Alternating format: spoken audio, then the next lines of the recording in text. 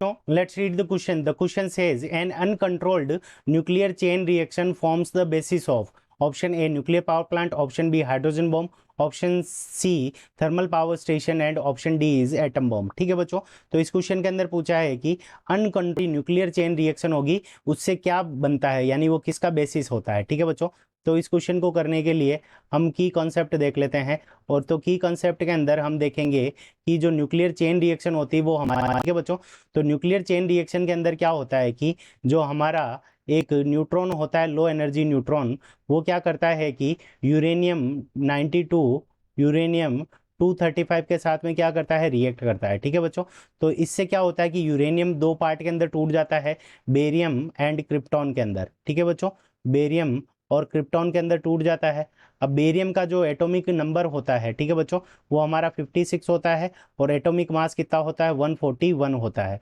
और क्रिप्टॉन के अंदर क्या होता है, 36 इसका एटॉमिक नंबर होता है और एटॉमिक मास कितना होता है, 92 होता है। ठीक है बच्चों, और इसके अंदर क्या बनते हैं, 3 न्यूट्रॉन्स और बनते हैं। ठीक है बच्चों, 3 न्यूट्रॉन्स और बनते हैं और इसके साथ में क्या होती है, एनर्जी हमारी क्या होती है, रिलीज होती है। ठीक है बच्चों, तो ये हमारी क्या हो गई, न्यूक्लियर फिजन रिएक्शन हो गई। अब क्या होता है कि ये जो 3 न्यूट्रॉन बचे हैं ये वापस जाकर क्या करते हैं कि यूरेनियम को स्ट्राइक करते हैं। ठीक है बच्चों, तो यूरेनियम का वापस क्या होता है, डिसइंटीग्रेशन होता है और यूरेनियम से फिर क्या बनते हैं, 3 न्यूट्रॉन और बन जाते हैं। ये न्यूट्रॉन जाकर वापस क्या करेंगे कि ये यूरेनियम को स्ट्राइक करेंगे, ये एक यूरेनियम को स्ट्राइक करेगा, ये दूसरे यूरेनियम को स्ट्राइक करेगा और ये क्या करेगा, तीसरे यूरेनियम को स्ट्राइक करेगा। ठीक है बच्चों, तो ऐसे क्या करता है कि ये चेन रिएक्शन चलती रहती है। तो इसी रिएक्शन को हम क्या कहते हैं, चेन रिएक्शन कहते हैं। ठीक है बच्चों, अब ये चेन रिएक्शन होती है। अब क्या होता है कि ये जब चेन रिएक्शन अनकंट्रोल हो तो उस कंडीशन के अंदर ये क्या होता है कि एक्सप्लोजन चलता रहता है और यूरेनियम का जो, ये तीनों ही हमारे यूरेनियम है, इनका डिसइंटीग्रेशन होता रहेगा और हर यूरेनियम से 3 न्यूट्रॉन निकलते रहेंगे और तीनों न्यूट्रॉन्स आगे जाकर यूरेनियम को स्ट्राइक करते रहेंगे। तो ये रिएक्शन क्या होती है कि ये चलती रहती है। ठीक है बच्चों, तो ये चेन रिएक्शन है। और जब ये अनकंट्रोल हो जाए, यानी ये यूरेनियम, ये जो हमारा न्यूट्रॉन्स निकले हैं, ठीक है बच्चों, इन न्यूट्रॉन्स को कंट्रोल नहीं किया जाए तो ये क्या होते हैं कि ये न्यूट्रॉन्स स्ट्राइक करते रहते हैं और ये रिएक्शन हमारी क्या होती है, अनकंट्रोल्ड हो जाती है।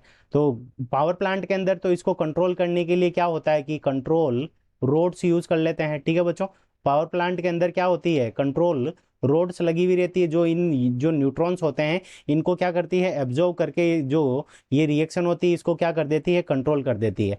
बट जो एटम बॉम्ब होता है हमारा बच्चों, इसके अंदर क्या होता है कि इसके अंदर कंट्रोल रोड्स नहीं होती। ठीक है बच्चों, तो इसके अंदर क्या है, रोड्स नहीं होती, कंट्रोल रोड्स नहीं होती, तो ये अनकंट्रोल्ड रिएक्शन चलती रहती है और एटम बम के अंदर भी फिजन होती है।